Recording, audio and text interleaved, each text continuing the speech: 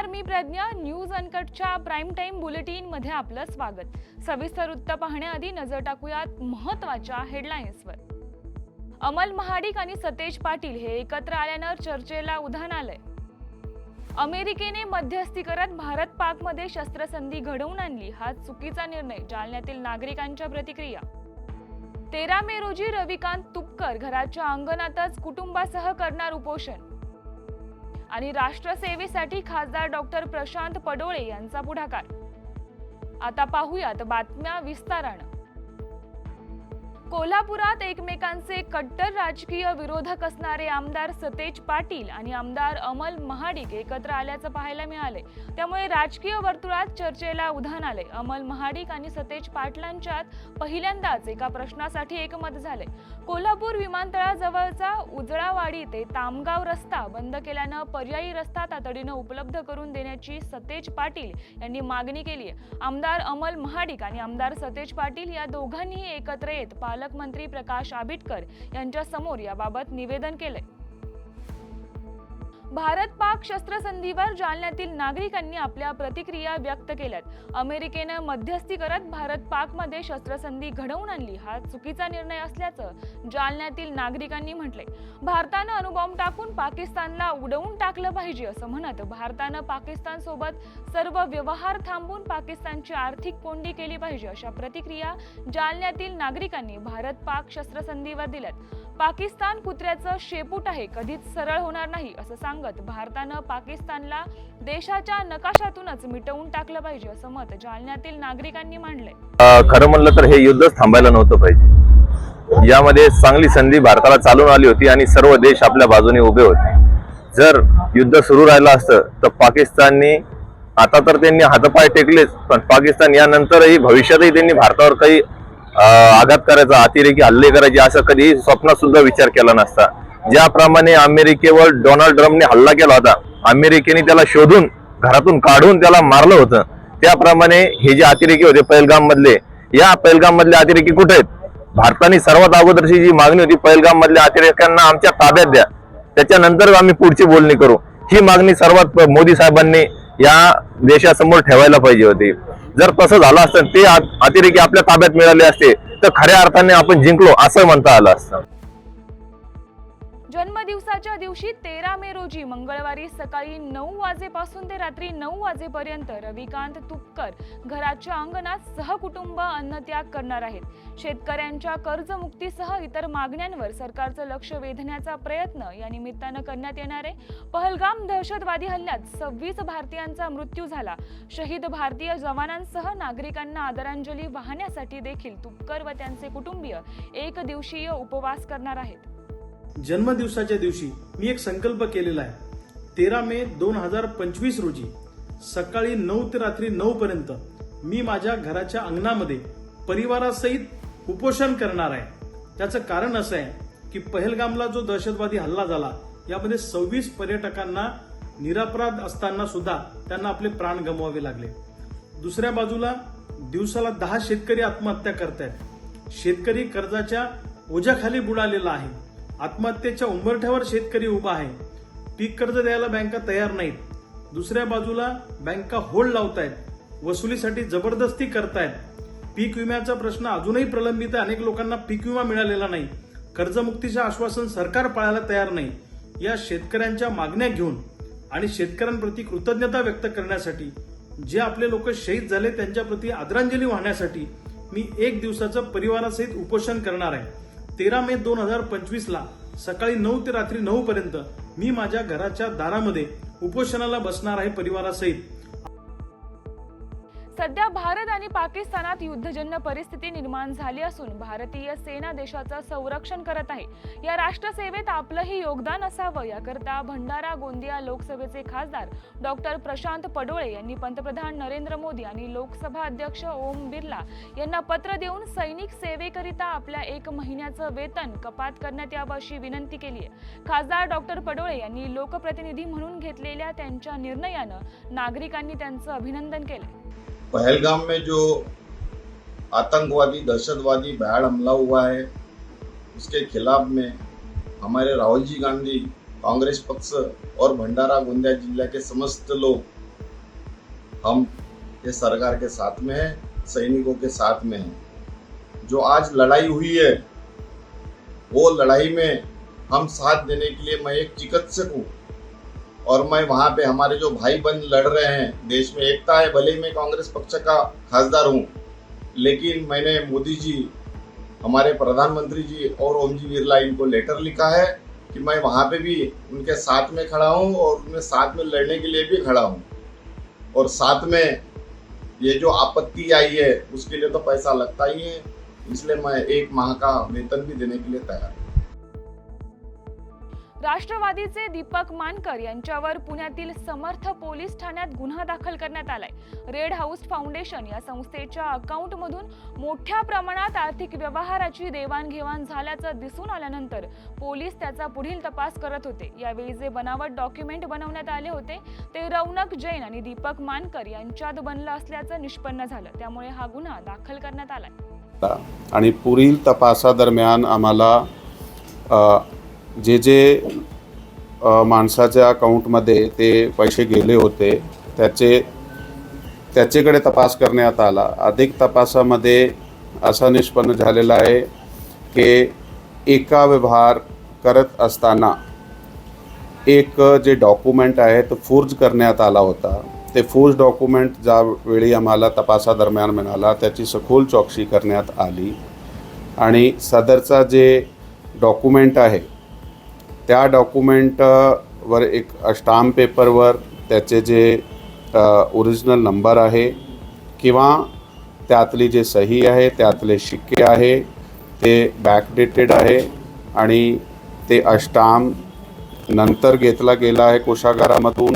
हे सगळा ज्यावेळी तपास करण्यात आला ते फर्स्ट डॉक्युमेंट समोर आला। त्याप्रमाणे ही जे डॉक्युमेंट होता ते रौनक जैन आणि दीपक मानकर याचे मध्ये झाला होता आणि याचा संबंध रेड हाऊस फाउंडेशन जी शंतनू कुकडेची आहे त्याच्यामधून झालेले आर्थिक व्यवहाराबरोबर होता।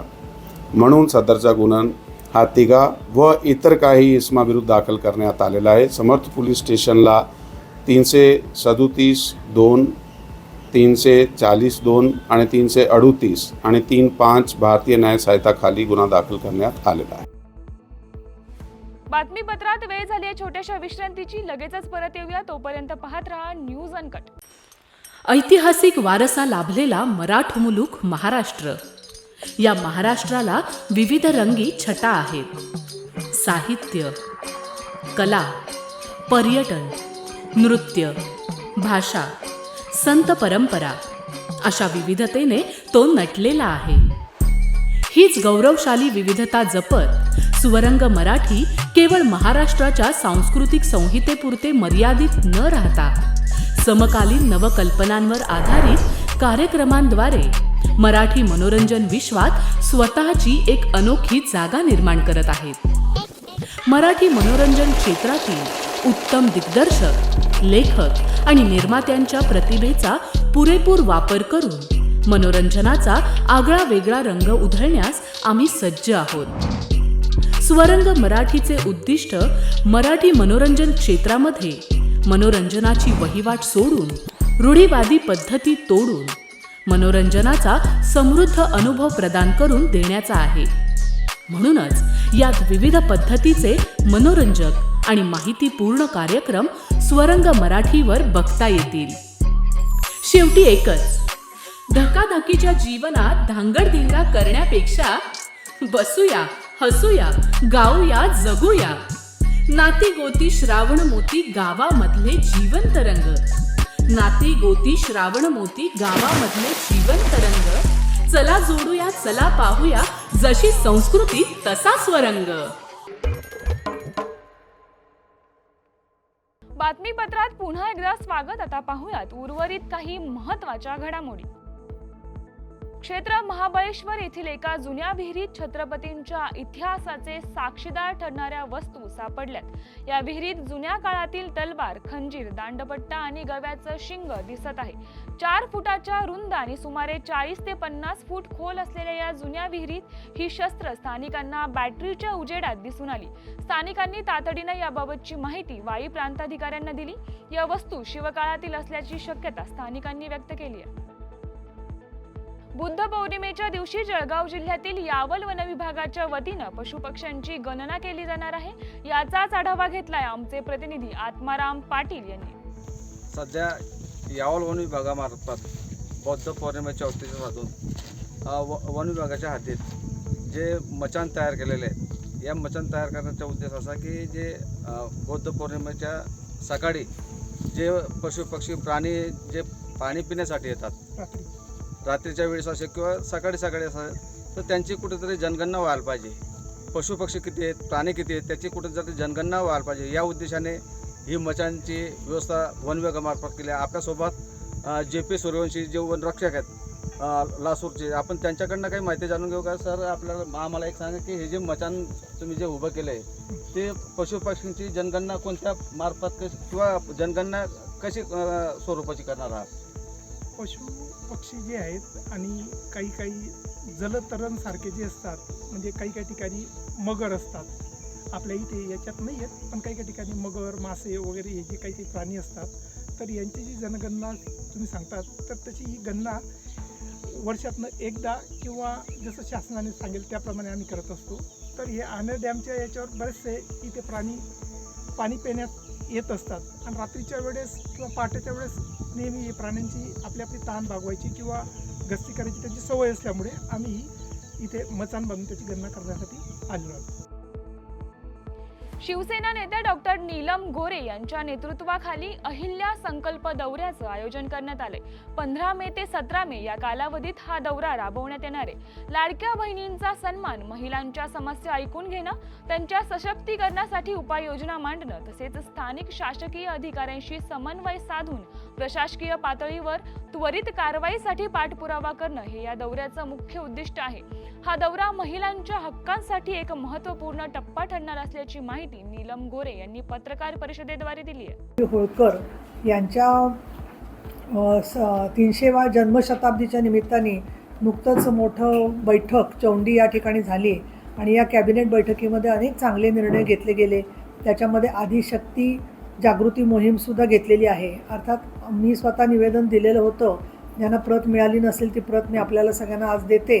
आणि आम्ही असं सुचवलं होतं की विमेन हेडेड हाऊसहोल्ड म्हणजे एकल महिलांची मोठी संख्या महाराष्ट्रामध्ये आहे। स्थलांतरामुळे त्यांना स्वतःचं घर सांभाळावं लागतं। परित्यक्ता महिलांचा प्रश्न आजही सुटलेला नाही आहे। कोविडमध्ये आणि इतर काही कारणांनी झालेल्या विधवा महिला, मग त्या पोलीस असतील, कुटुंबीय किंवा युद्धजन्य परिस्थितीत सैनिकांच्या पत्नी असतील, इतर काही अपघातांमध्ये दगावलेले लोक आहेत, तर या विधवा महिलांच्यासाठी एकल महिलांचं सर्वेक्षण एक महाराष्ट्रभर झालं पाहिजे की प्रत्येक जिल्ह्यामध्ये किती जणी एकल महिला आहेत आणि त्यातल्या ज्यांना लाडक्या बहिणीमध्ये लाभ मिळाला असेल तर ते उत्तमच आहे। पण आपल्याला सर्वेक्षणात असं दिसलं की त्यांना अजून काही मदत लागते, कारण बऱ्याच महिला आर्थिक परिस्थिती मध्यमवर्ग असली तरीसुद्धा तिला घराबाहेर काढून टाकणं आणि तिच्या मुलांचा संपत्तीतला वाटा हिसकावून घेणं, या फार अनेक ठिकाणी आपल्याला गोष्टी घडताना दिसतात। त्याचबरोबर बातमीपत्रात वेळ झाली आहे छोट्याशा विश्रांतीची, लगेचच परत येऊया। तोपर्यंत पाहत रहा न्यूज अनकट। महाराष्ट्राला फार पूर्वीपासून अत्यंत गुणी खेळाडूंचा एक समृद्ध वारसा लाभलेला आहे आणि हा वारसा पुढे जपत प्रत्येक नवी पिढी आपल्या देशाला नव्या दमाचे नवे खेळाडू अजूनही देते आहे आणि यापुढेही देत राहील। क्रीडा विश्वातील हेच नाविन्य ओळखत आणि ते जपण्याचं उद्दिष्ट घेऊन सादर करतोय क्रीडेच्या जगतात एका नव्या दृष्टिकोनाने डोकावण्यासाठी एक हक्काचं ठिकाण AJC स्पोर्ट्स। आता तुम्ही म्हणाल कितीतरी आहेत, तुम्ही काय वेगळं देणार? तर आम्ही घेऊन येत आहोत महाराष्ट्राचं पहिलं संपूर्ण मराठी स्पोर्ट्स चॅनल। मराठी प्रेक्षकांसाठी कबड्डी, फुटबॉल, खो खो, मल्लखांब अशा ग्रामीण तसंच शहरी भागात प्रसिद्ध असणाऱ्या यासारख्या अनेक खेळांचं थेट प्रक्षेपण, तज्ज्ञांचं विश्लेषण, आणि स्थानिक खेळाडूंच्या प्रेरणादायी कथा इथे पाहायला मिळते. आजपर्यंत आपले खेळ जागतिक स्तरावर पोहोचले नाही, पण आता मात्र ते बदलणे. आम्ही स्थानिक खेळाडूंना मोठ्या संधी देण्याचा संकल्प केला आहे. मराठीमध्ये जगभरातील स्पोर्ट्सचे सर्वोत्कृष्ट कव्हरेज मिळवण्यासाठी AGC स्पोर्ट्सला आजच जॉईन करा. तुम्ही आयोजित करत असलेल्या छोट्या छोट्या स्थानिक, जिल्हास्तरीय किंवा राज्यस्तरीय स्पर्धांना एक ग्रँड लुक देण्याकडे आमचं लक्ष असेल. रोज पहाटे उठून आपल्या खेळाची प्रॅक्टिस करणारे, ऑलिम्पिकसारख्या स्पर्धांमध्ये पदकं मिळवण्याची स्वप्न पाहणारे आणि त्यासाठी भरपूर कष्ट घेणारे असे विविध भागांमधले गुणी खेळाडू हे असतील आमचे हिरो. चला तर मग आपल्या खेळाला आपली ओळख देऊया.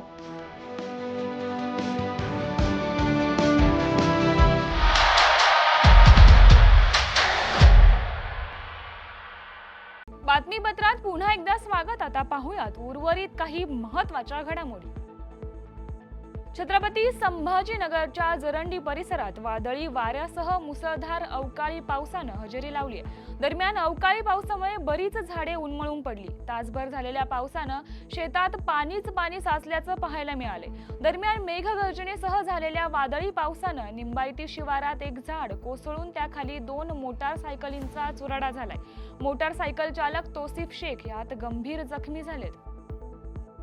भंडारा शहरातील गजबजलेल्या बस स्टँड परिसरात असलेल्या हॉटेल शिवम येथील किचनमध्ये आज आग लागली आहे. ही आग शॉर्ट सर्किटमुळे लागल्याचं सांगितलं जात आहे. अग्निशमन दलानं आग आटोक्यात आणल्यानं मोठी दुर्घटना टळली आहे.